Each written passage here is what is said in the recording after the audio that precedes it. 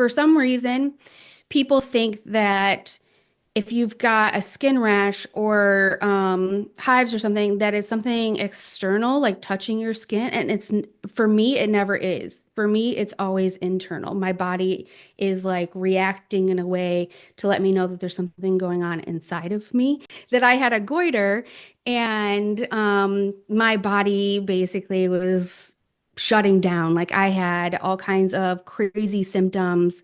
And by the time that my mother forced me to go to the doctor, it had gotten so bad that they did radioactive iodine treatment on it. Welcome to the Health Fix podcast, where health junkies get their weekly fix of tips, tools, and techniques to have limitless energy, sharp minds, and fit physiques for life. Hey, Health Junkies. On this episode of the Health Fix podcast, I'm interviewing Nicole Bonneville. She's a video, media, and marketing guru, and she's the co-host of the Homance Chronicles. Now, I've been on her podcast before, and so this is how we connected. But Nicole has an interesting story. She is dealing with a mystery illness and is having trouble figuring out what in the world is causing it and what to do to resolve it. And man, she's had the runaround with the conventional medicine system. She's taken all kinds of supplements and even medications, and nothing seems to be working, or she's not tolerating them well. And yeah, I could totally sympathize with her in terms of her patience running thin and the financial and time investments that she is putting in to trying to figure out her health. So her story, unfortunately, is quite common. And I see it a lot in my practice. And I really wanted to help her to spread the word about mystery illness and what you can do to advocate for yourself. So we're going to talk about that. We're also going to talk about how she was stopped by Border Patrol for being radioactive. And we're just going to talk all about the struggles and also the positives about going through mystery illness and what she's learned, what she's discovered, and how she may be able to help you or someone that you know in your family that may be struggling and wondering, what do I do? How can I self-advocate? What to say to my doctor? And really the value of trusting your intuition when it comes to tough cases like this. And because Nicole is very similar to a lot of the clients I see at the Center for Human Restoration in Crandon, Wisconsin, I decided that I would do a little consult with her after the podcast. So stay tuned for my summary at the end. All right, let's introduce you to Nicole Bonneville. Nicole Bonneville, welcome to the Health Fix podcast. Thank you for having me. I appreciate the time. Man, we had such a great time on your podcast some years ago when I was still in Washington. And here we are, 3 years later, and you've had a lot going down. And because, we kind of reconnected, you reached out. I was like, yes, please come and talk to me. Did you? Yeah, my podcast partner and I, we do the Homance Chronicles podcast, but when you came on, we were talking about self-improvement, self-help, those types of discussions. And now we talk about women in history. So my podcast is actually not a platform that's great for me to talk about my health issues because it wouldn't make sense. But my podcast partner and I have both dealt with autoimmune conditions for quite some time. I initially was diagnosed with Graves' disease, and it's since turned into Hashimoto's, and I've been dealing with that for about 20 years. And then Sarah, my co-host, she has myasthenia gravis. So part of our like self-help discovery and trying to have like people like yourself who are interested in non-traditional forms of medicine to expand our horizons and figure out if there's a better way to heal or at least cope with these types of diseases. So yeah, it has been a couple of years, and I've unfortunately developed some other issues since we last chatted. What is it with, it's one of these things that we'll get into it. It's like once you've got one autoimmune condition, sometimes they tend to build on each other. And Hmm.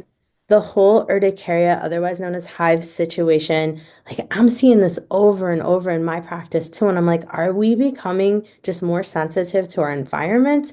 Is there more stuff in the air? Is there just more stuff in the food? Yes. Right. But what is Check, it? check, check. Yeah. So tell us a little bit of like, okay, went from Graves all the way over to Hashimoto's, which I think a lot of people don't even realize that that happens. Like I think a lot of Mm, people don't realize that we can go from a hyperthyroid state to a hypothyroid state. And you said over the course of 20 years, give us a little background there on that, and yeah, then we'll kind of go forward. Because I think for a lot of people, we don't fully understand that sometimes in the hyperthyroid state, we're not even diagnosed. We don't even know in some cases right. till we switch over to the other side. With me, I was quite young, so there was not a reason to test for my thyroid. There Mhm. was no, I guess, natural progression in probably the traditional medical community to think that that would be a consideration because I was like 19. And ultimately, looking back on it now, I was extremely stressed out. I was not eating well. I wasn't getting enough sleep. I wasn't um, taking care of myself in a way that anybody should, but also there's this thing that happens when you transition from high school to college or from kid to adult, uh, where you're expected to work, go to school, figure out how to cook for yourself, like do all these things. And so most people don't have the dramatic reaction that I had, which is that I had a goiter and my body basically was shutting down. Like I had all kinds of crazy symptoms. And by the time that my mother forced me to go to the doctor, it had gotten so bad that they did radioactive iodine treatment on it. She says that I looked like a linebacker, that like my chest in area was like so swollen from the goiter. Um, because I there was a bit of denial, I think, too, being that young to want I didn't want to believe that there was something seriously wrong, you know? Um, so I immediately got into a specialist. Within 2 weeks, had the radioactive iodine treatment, which basically kills off the gland. My thyroid is about the size of a pea now. Um, and I actually had to quarantine in my basement away from all of the family. And I, again, being 19 and in Michigan, the cool thing to do was to go to Canada because the bars there, you could drink at 19. Yeah. Yeah. Oh yeah. I know So about that. Yeah. I kept pushing it, right? And was like, okay, I did my 6 weeks. I got stopped at the border. I set off the alarm at Border Patrol from my iodine treatment. I was still radioactive that they were like, intruder.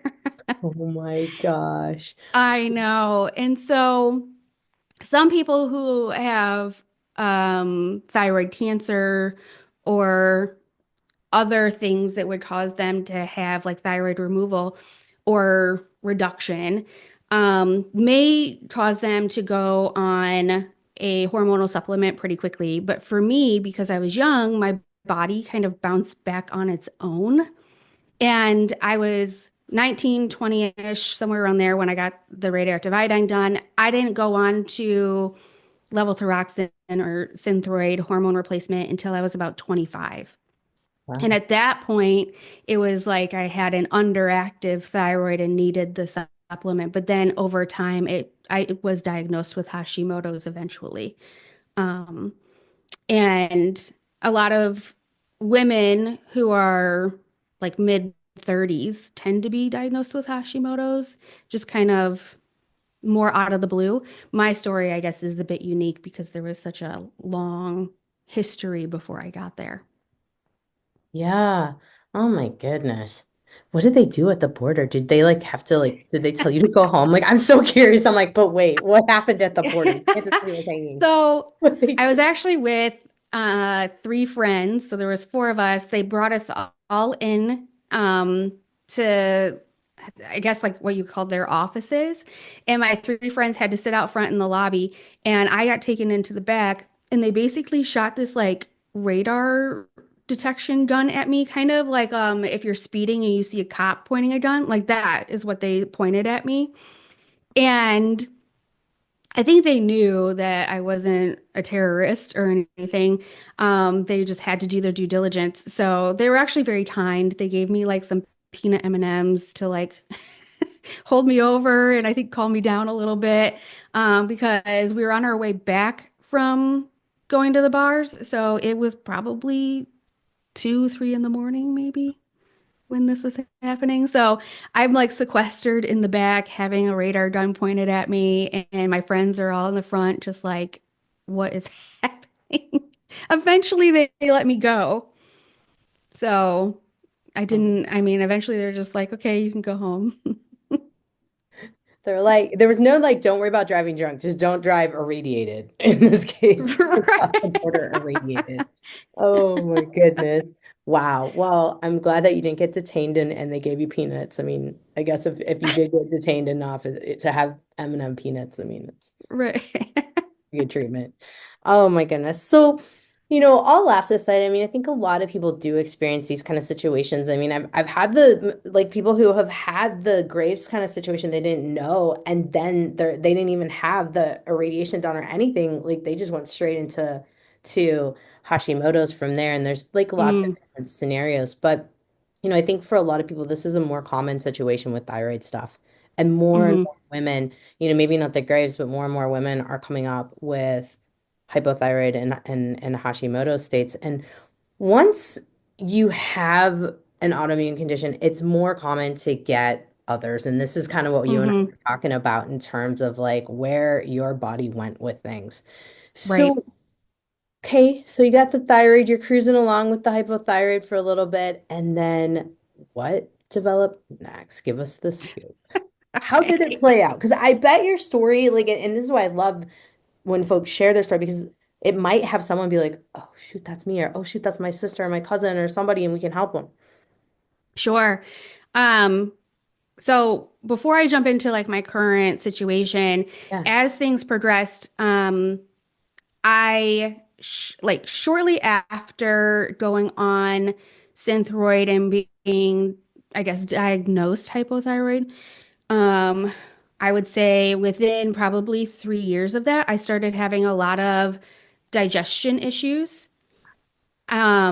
So I was having hives where I'd wake up with them in the morning Mm. and didn't know where they were coming from. And my PCP was like, check laundry detergents, like all external things. Like for some reason, people think that if you've got a skin rash or hives or something, that is something external, like touching your skin. And for me, it never is. For me, it's always internal. My body is like reacting in a way to let me know that there's something going on inside of me. But I didn't know this until I finally figured out that it was a gluten sensitivity. So what would happen is I'd eat dinner and then I'd go into a digestion state overnight and I'd wake up with the hives from being uh, sensitive to the gluten. And so I was like borderline celiac, which is also autoimmune, but I was able to control it by not eating gluten. I became lactose intolerant. I developed GERD. So I actually probably always had an acid reflux issue because even when I was a kid, I had symptoms. And the other crazy thing is that my parents didn't really tell me a lot of like what happened when I was a kid until I started experiencing it as an adult. So when I was a baby, I couldn't have regular formula. I had to have lactose-free formula. But as a child of the 80s, they just continue to give you milk and say, get over it, I think is what happens. Yeah. Yeah. Yep. And Mhm. so then, now I'm 30 and I'm lactose intolerant. My mom's like, "Oh yeah, I couldn't give you regular formula." And I'm like, "Okay." So there's underlying things that I continue to probably push through, or were ignored, or I didn't even know that were a problem. But then they all started coming to a head, basically, is after the Hashimoto's kicks in. I have all these food sensitivities. I have acid reflux. I can't like digest things normally without taking additional enzymes. And then what prompted me to reach out recently is that I was diagnosed with chronic urticaria, and there's a couple of different kinds, and whether it's considered spontaneous or idiopathic, I mean, who cares? It really doesn't matter. But basically, chronic hives with no known cause. And that is also tied to immune or I should say autoimmune conditions, and especially women who already have thyroid issues. So it's a bit of a mystery, though. All of these other things I've experienced were not as mysterious. It was much more clear cut, besides the whole like having hives from gluten, which was a mystery that took a little while, but at least there was an answer and it was easy to figure out once I found the right internal medicine doctor to test for the right thing. Um, but with this one, it's like loads and loads and loads of tests and no answers. That is unfortunately, what I've seen typically by the time folks come to me, or now my partner at the Center for Human Restoration up in Wisconsin. Yeah, we they've had every test under the sun. Now I want to step back and go, what was Mhm. the test for the celiac? Was it the trans tissue glutaminase? What was the series of tests that they used to confirm it for you that yes, you were teetering in that department of going full celiac? Yeah. So they did a blood test, and I don't remember what the name of it was because on the results, and this was also now about 10 years ago, Gotcha. but on the results, it was basically like celiac disease, and then next to it, a scale. Gotcha. So I don't remember what the exact test name was, but I eventually ended up doing a blood test. I had already been to an allergist before, prior to all of this happening, because uh, I developed allergies as an adult as well. Um, but when they did the skin prick test, um, I don't even know if gluten was a thing. Like that's how long ago. Yeah. I did, it might have been like 2007 or something. Gotcha. And so they were testing for like peanuts, shellfish, pet dander, all the typical stuff. Yeah. It took me finding um, an internist who is a little bit more, I'd say, on the naturopath side Mhm. before somebody ran a blood test for it, which may not be the case anymore. Like Right. now, it's much more well known or prevalent, and it's not uncommon to have this food sensitivity connection to autoimmune. So if I went and got a skin prick test today, they might include it, but that was not my path, unfortunately. It Yeah. wasn't that simple. Well, I mean, 10 years ago makes sense. We've come a long way with the recognition of like, yes, celiac really is a thing and it's on the rise. So Hmm. moving into the chronic hives, because so many people struggle with this.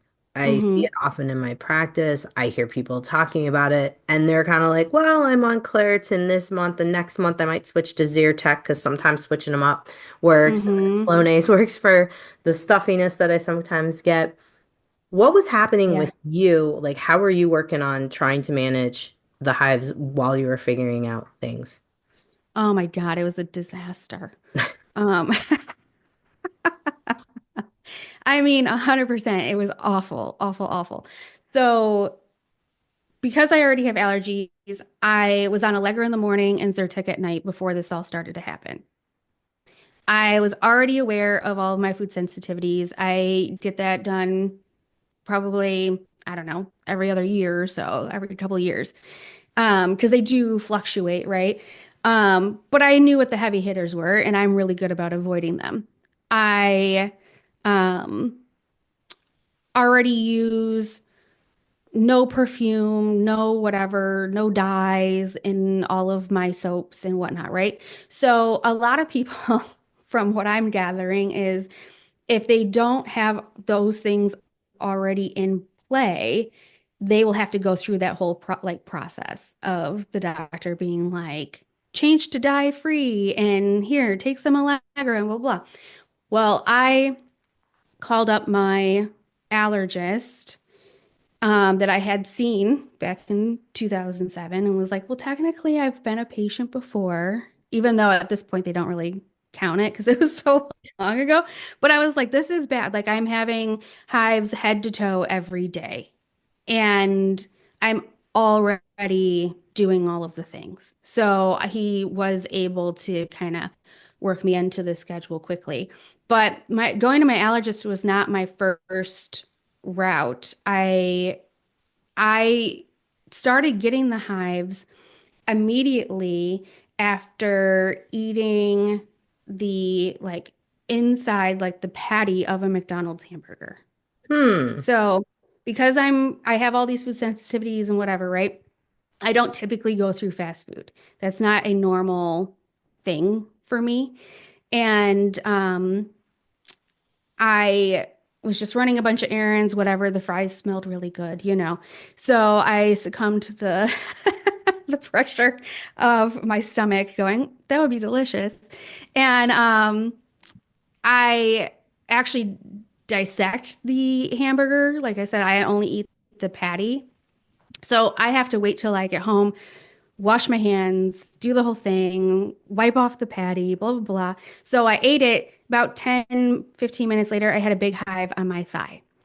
But because I'm used to getting reactions to things and McDonald's is not typical food for me, I was like, whatever, hives are life for me. Yeah, it'll go away. It progressed over the weekend.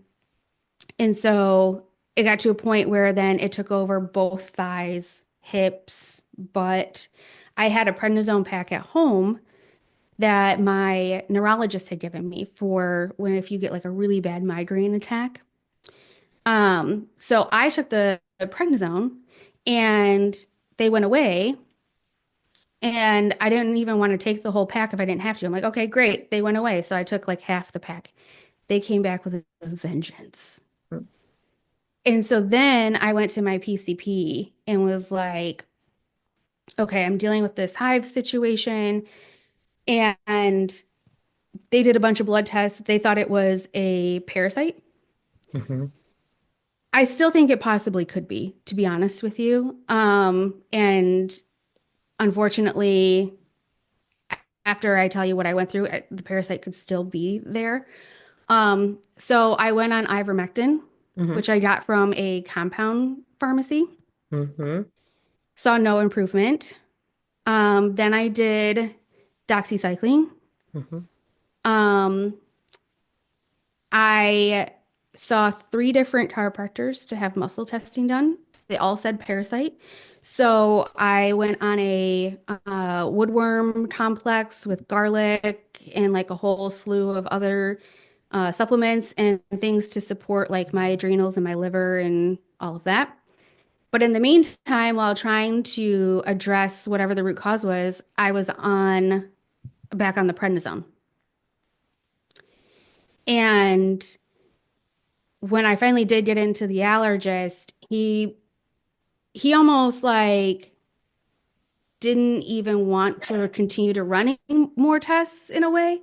Like I had to kind of push him to order more tests. He was coming from the stance of, well, with hives, like what I was experiencing, we may never know. And so he just kind of was like, well, you're already on you're on the Allegra, the Zyrtec, the Pepcid, the omeprazole, like you're already doing all the things. So like we just may never know. And he kind of threw his hands up and was like, you know, we can get you Xolair, which is a monthly injection. Mhm. Personally, I didn't want to do that. I felt like injecting myself with something while my body was already in this heightened inflammation state wouldn't be the best route. But unfortunately, I couldn't get any clear answers, and to run any more tests was kind of silly because the prednisone was going to alter the test results. I eventually succumbed to getting the Xolair injection while I still am in parallel trying to figure out what's going on because the prednisone was making me lose my mind. Hmm. I was like super anxious. At one point, I was OCD. I was not in a good space. So, yeah, it was terrible. I God. mean, it was bad. And then even through the course of this, like I learned a lot about the medical system, considering I thought I already knew a lot. Right. Um, What would like give us some scoops as to what you've learned? Because I mean, okay, twofold. This cat, come here, silly cat. I've got my dad's cat causing trouble. We're gonna just bring him over here. Come here, crazy man. So what did you learn? Because I think for a lot of people, in the natural space, they're always like, "Oh, I failed. I had to take Xolair. I had to do this or that." And I'm like, "No, no. Sometimes we have to just stop the train.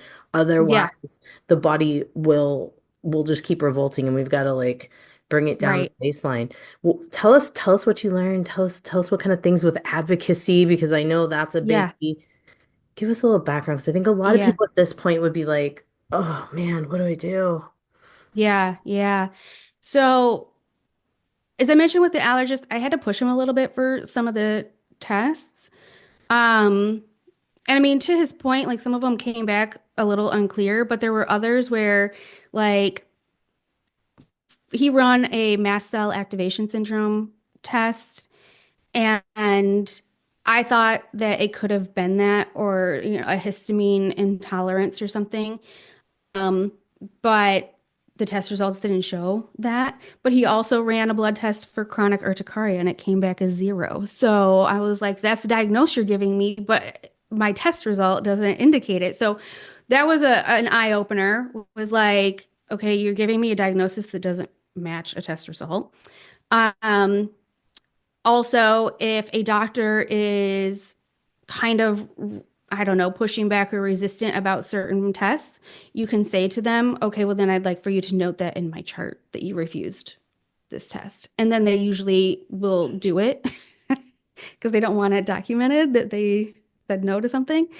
Um, the parasite situation was extremely interesting because at one point, um, when I was like in between I think the ivermectin and the antibiotic and whatever, and none of it was working, I was not taking the prednisone. And the hives got so bad that I went to an urgent care and they gave me a steroid shot, which lasted about like 48 hours.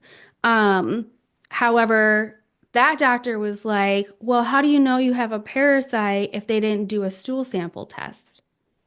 And so then I did a stool sample test.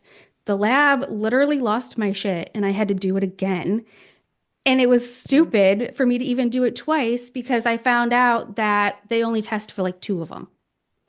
So even if, like, let's say, like, let's use like a dog, for example, like if they poop and you see like a worm in their poop, you can send that off to a lab and a lab will say that everything's fine, that there's no parasite because that's not on their list of tests that they test for that particular worm. You can visibly see it, but they won't even note it. They won't even say like saw worm in poop, but we don't test for it, right? Um, Hmm. so I went through all this like what I would call like traditional testing and lab work for lackluster results or information. Um, because the other interesting thing was like I felt pretty confident in my chiropractors who do muscle testing, and they kept saying like parasite and bacteria. But they are not able to delineate down to which exact parasite. So when I talked to like my mom's friend who's a doctor, she was like a little dismissive of it because she goes, "Well, what one is it? Like which parasite is it?" And I'm like, "Well, they're doing muscle tests." And like I don't think she understood what muscle testing was, Right. maybe. Right. And so she was very much like wanting to help, but also adamant about like, I needed to have a diagnosis or I needed to know the exact parasite or whatever. And I was like, well, I have a diagnosis, but the diagnosis doesn't even match the blood work. So how is that helping you? Like, I don't understand, you know? Oh my gosh. So through all of this, um, I mentioned, I like worked my way into the allergist office because after a certain point, they basically destroy records or you're not considered their patient anymore. And so even if you've seen a doctor before, they want you to go in as a new patient. In order to go in as a new patient, it's a 2 month wait. And I basically just begged and pleaded and was like, my quality of life is so bad. Like, I'm already doing all these other things. I've already got all these test emotions. Like I had to like sweet talk with the nurse and just play on her emotions to get them to kind of like squeeze me in or override their process. But you have to do that. You have to advocate for yourself because otherwise you'll sit there for months waiting for an appointment, and then you could get to that appointment and still clearly not get answers. So if you want answers, you need to keep pushing because even my primary care physician, who I love and will run every test known to man, is not going to call and check on me and ask me to how I'm doing or what, you have to be the one to make sure you're scheduling the follow-up appointments, to make sure that you're asking for all the tests, to make sure that, they understand that where you're at mentally and where you're at with your quality of life. I've learned that at some point I'm like, okay, well, I'm suffering to this extent. And if you're honest with them and transparent about it, you can sometimes get a little, I don't want to say sympathy, but you can get a little bit more attention. Right.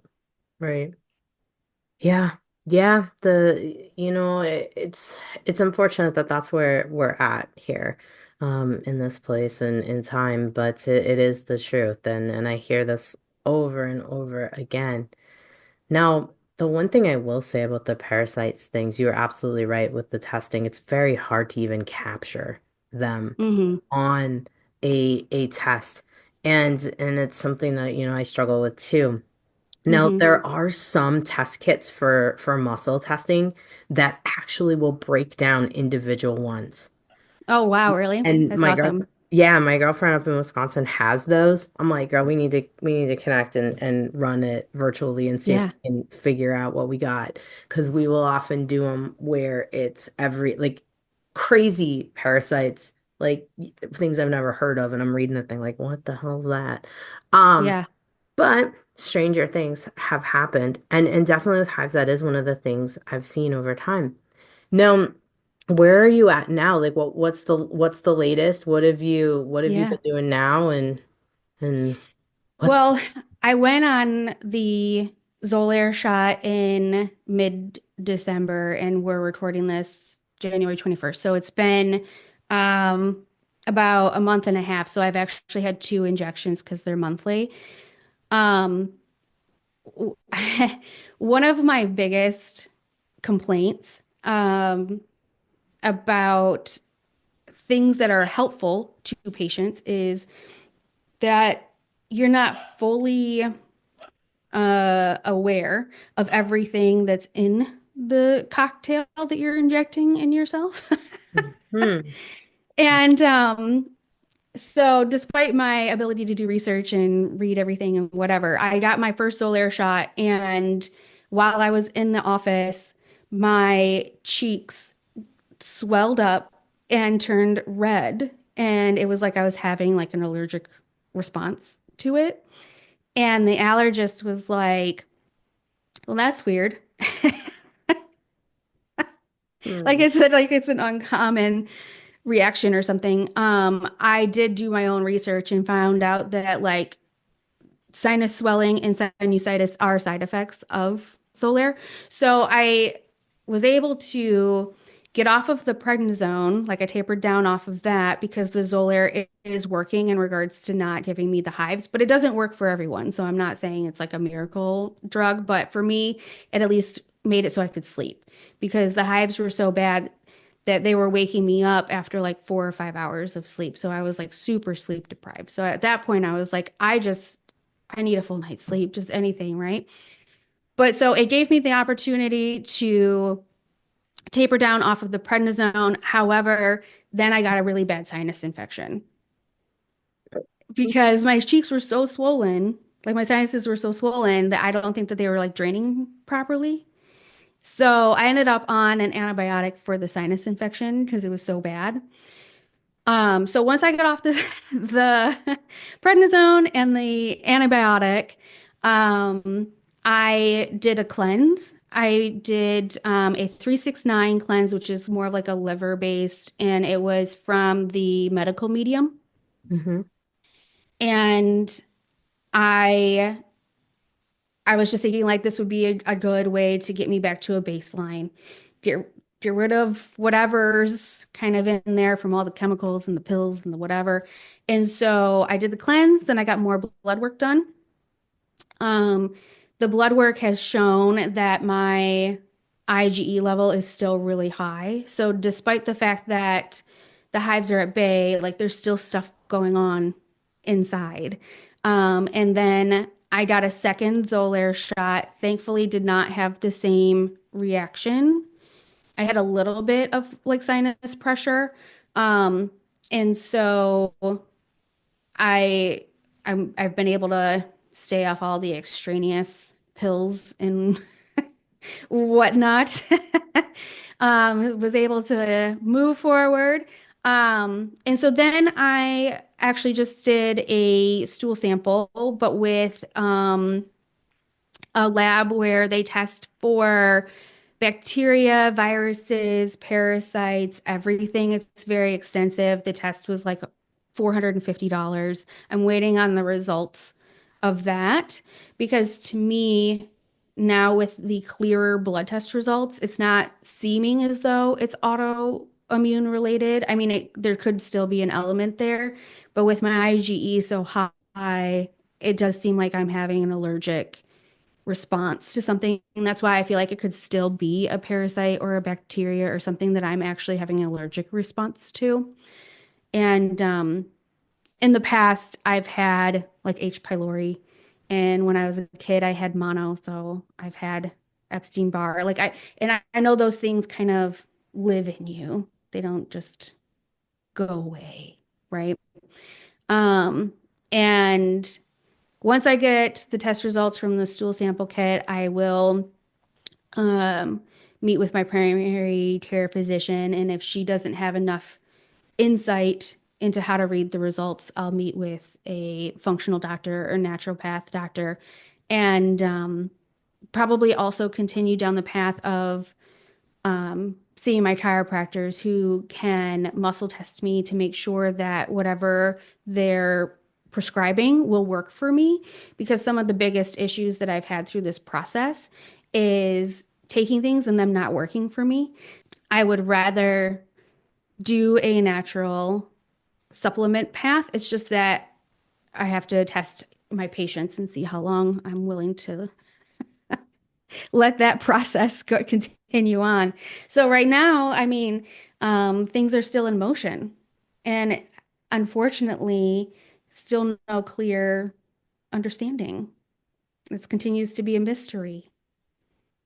And this is where a lot of people sit sometimes, and unfortunately it is par for the course. Some of the things, folks we see too, it's the same kind of thing. It takes a little bit to to kind of break the layers off almost and just peel them back and get to the next one and get to the next one because it definitely chronic mystery illness stuff can be multifactorial.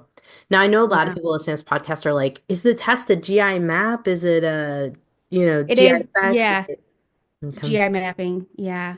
Okay. Pretty good test to identify a lot of things. And I hope it gives you some insight for sure. Now, one of the things I would say, even, and I'm glad you've got your chiro friends that can help you with the Hmm. muscle testing, even the herbs, like the Yeah. black walnuts and all those things. Because yeah, Yeah. we unfortunately end up, and this is where I cringe in my world, is there's the lost soul supplement basket, basket or box Hmm. that happens. I bet you've probably tried a lot of supplements along the way too, and nothing happened Yeah. along that line. Yeah. And the other thing is, with me having three different chiropractors who do three different types of muscle testing, Well, a lot of times they would like have a consensus or maybe like agree. Not that they don't know that I cheat on them. They don't know that I have we won't tell multiple. them. Won't tell them. Um, But so let's say one would say, no, this doesn't work. The other one would say, yes, it would work. And, or one would say, like, maybe take two of these a day, and the other would say, take four a day. So throughout this process, I've really had to listen to my body, get very in tune with it. And the one doctor that I was seeing, I would say he was the more aggressive approach as far as trying to either kill off the parasites or bacteria. I flat out told him, like, I tried to do the four a day of the black walnut and the six a day of the garlic and the whatever. And I ended up having to not take them together and do process of elimination because some of them were making the hives worse. And not that that doesn't mean that they wouldn't work, but like for where my was in that state, I didn't need anything else helping the hives make their way across my body. You know, like and so I had to parse it out and especially if it was like take four of these a day, I wouldn't take all four at one time. Like I would take two with lunch, two with dinner, whatever the case may be. Um, but when I went back to him and I told him how I adjusted his regimen, he like re-muscle tested me for what I was doing. He's like, you're like right on as far as what your body needs. And so as much as I as it's kind of ironic that this is all happening in my gut, I'm like, still listen to your gut. Like Yeah. it's kind of like, well, it's whatever's going on is definitely happening in my gut. And unfortunately, um, I think a lot of people don't even know that much Yeah. when it comes to why they're suffering or have the resources or the wherewithal to do all of this. I mean, it's costing me thousands and thousands of dollars to do all of this and time, right? Yeah. Yeah. I That, can't imagine somebody who's got small kids. There's no way that they can, get to all these different doctors and do all this work. no, no, no. The cost alone is cringeworthy. For sure. For sure. How much do you Yeah. think on average you've spent over the last like 10 years? Like per year on healthcare, 10 grand, Yeah. probably. I mean, some years are higher than others, but um when in some years I am more determined to restore my gut health and try to figure out how I can not only heal things but prevent things. And so I will do a lot of parallel pathing. Um, 10 grand might be a little bit on the high side, but just I'm thinking the last few years because I'm self-employed. My insurance is got an extremely high deductible. and I hit it. So that's why I'm like, well, yeah, probably. And are you, I mean, are your chiropractors in your insurance network too? Are you doing this mostly with your high deductible insurance, or are there out of pockets too? Just to give folks a sense of like what your blend is. It's all of it. So I have one of the chiropractors that does take my insurance, and thankfully you can get like an adjustment and do the muscle testing in one appointment. Hmm. They don't charge you for like two separate appointments. The other one, that was like I said, like the more aggressive, like I would consider him more in the wellness space. If you Hmm. wanted to do adjustments and a wellness appointment, they're separate, and they did not take my insurance. Hmm. So that's out of pocket. The third guy, I've been seeing him for NATE treatments, which are allergy treatments, for forever. And he's never taken my insurance. I mean, he might do like a cash discount, but I'm still gonna pay at least probably $65 per um visit. And then like the GI mapping was like 450. The Xolair shot itself is $1,500, but there's a manufacturer coupon, so you can get it for free at least for 6 months.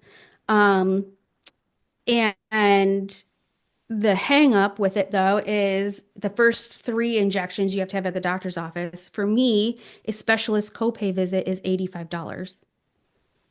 So if I'm seeing the allergist, I'm paying $85 for them to do an injection in my arm that like I could do, right? Because eventually you can do it yourself at home, but they make you go in. So um, that means the first three injections you're spending almost $300, right? Um, so I've seen functional doctors before, and their just visit, just their appointment with them, 250, 300. Um, yeah. So thankfully, like my primary care physician, I usually start with her. And if I get tests even done elsewhere, I'll take it back to her first because she's just a regular copay of like $30. But any supplements that I take are not going to be covered, you know. Um, and she oftentimes will like try to do a supplement versus a prescription. But like I mentioned, the ivermectin, they wanted me to get it from a compound pharmacy, so that was $60. The I ended up taking albendazole Hmm. for the parasite because after ivermectin didn't work, I tried albendazole. That was $75 for three pills. So yeah, It adds up. It adds up. And definitely I cringe on my side of this space because I mean I am in that space, right? And trying to figure out what to do to be the most bang for your buck. It's huge. And you've had quite a journey. You've had quite a journey. So yeah, we got to tell yeah, folks what's next. You've got the results from yes. the GI map, and then what else are you looking into? What kind of things, what kind of advice would you give folks who are in your same situation right now and trying to figure out what in the world to do? Yeah. Um, as I continue to wait for test results, um, I am doing a very gentle Candida cleanse, Hmm. that would help with any kind of like fungal thing. Hmm. And so it's a dropper version that you just mix in with water and take on an empty stomach. But because it's gentle, it takes a long time. So I'm still doing that in parallel with all these other things. And we're just hoping that it's helpful. But if somebody else who's in my situation, one of the most helpful things that I found was that for chronic urticaria specifically, there were Facebook groups of other patients and similar people to me who are just beside themselves with what's happening and not getting any answers. So it made me feel much less alone in this journey because despite having great friends and family, they just don't get it. Because there's days where having chronic hives and them being head to toe and you're just resisting the itch and you're fatigued because you're not sleeping and all this stuff like your patience is thin, you're irritable, like you're trying all these different diets. So I tried a low histamine diet and it was like helpful-ish, but not enough. Mm. Um, so I would say like finding a group that even if you just are watching what's going on, you don't have to participate because it gave me the realization of how all of these different people are either getting the hives or dealing with them. I found a lot of the people in this one group, it was a women's only group, but there was 25,000 people in it. And to me, it was like, okay, I've never heard of this before. Nobody around me is like experienced this. It's not hereditary from what I could tell. Like I just felt very alone. And so to have 25,000 women who were all saying this is wild, you're like, thank you. Like you feel justified. And one of the trends that I saw in that group was that it was a lot of women who were experiencing these like spontaneous random hives in their, I would say, early to mid 40s. So there is a possible hormonal connection. It's just, it's so hard to test for a hormonal connection to this, but you can get on an estrogen histamine loop and to have your peers explain it to you is a lot easier than reading like medical journals. Yeah. I think it's great to be able to interact with others and that can you can just learn. Like you said, you could sit back and just see what other people are saying and kind of help validate a lot of what you're Yeah. experiencing. Because I know that especially in the case with urticaria, it's very maddening to feel like It is. yeah, It is. And I will research till the ends of the earth. Like I will get to the last page of Google on my own, but then that will put you in a spin cycle. yeah. Yeah. Oh my goodness. Well, I'm glad that you're sharing about it. I think it's going to help a lot of people just to hear your story. I know a lot of people are going to resonate. And I guess the next question I have is where can folks reach out to you? I know the podcast took the Homance podcast took a different Yeah. direction, but if Yeah, folks are yeah. curious, they want to know, reach out to you, they want to know where you're hanging out, where can we tell them? Sure. My email address is info@nicolebonneville.com. So if you Google me, I have a website because I am a self-employed marketer. So you can find me through my website. You can email me. I'm also on Instagram, NB Media Marketing. So it's all kind of towards my business, but I'm more than happy to talk to people about anything related to healthcare or mystery illness. Awesome. Yeah. We appreciate it. I hope to see maybe some coaching or something in the future out of you. Maybe. Maybe, maybe. I mean, yeah, if somebody wants to reach out with a speaking opportunity or any of those options, I'm just kind of letting it lead. And in this whole situation, one of the biggest takeaways was also just follow your intuition. Like I said, listen to your body a lot. Like if you are feeling really tired and just can't do it, some days it's fine to just not do it, right? And so, whatever the universe wants to provide, I will listen. I hear that. I hear it. And learning how to listen to your body, like you said, muscle testing yourself, looking into that. I think that just I think it's all we got to go back within as my big message too. So thank you, Nicole, so much for coming on. I sincerely appreciate it. No, thank you. I appreciate it. Well, we'll look forward to hearing more from you in the future and how things turn out. Thanks. I'll have to send you an email if I ever find out what the deal is. I'm here for it. I'm here for it. So after my podcast with Nicole, we sat down and chatted a little bit further about her condition, and we ended up doing some muscle testing. I ended up reviewing her GI map testing for her, in addition to all of the other testing that she had had over the last year. And it does turn out that she is quite a complicated case. She looks to be very Th2 dominant, which is a type of inflammation response in the immune system, where she's popping off a lot of white blood cells and a lot of IgE, which is your body's immune marker for high amounts of allergic response within the body. And so my recommendations are to work on her body's hyperimmune response versus trying to kill things, versus trying to attack what may be in the body, because it does seem that overall she has a compromised immune system from all of this, and it's probably been compromised for a while. It may be related to some of the medications she's taking as well.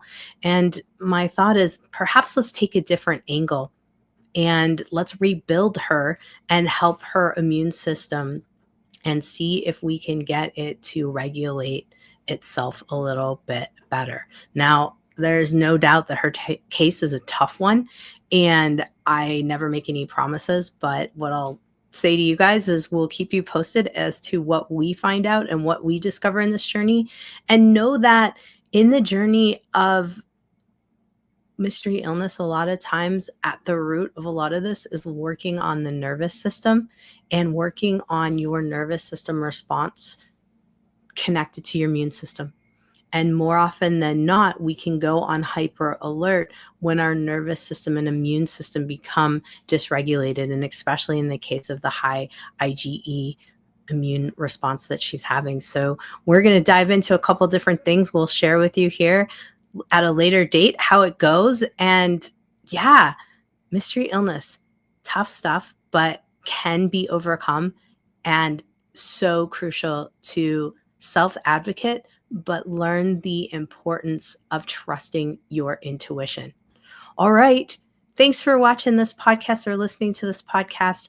I hope to bring more stories and how we can help you and give you some inspiration along the way.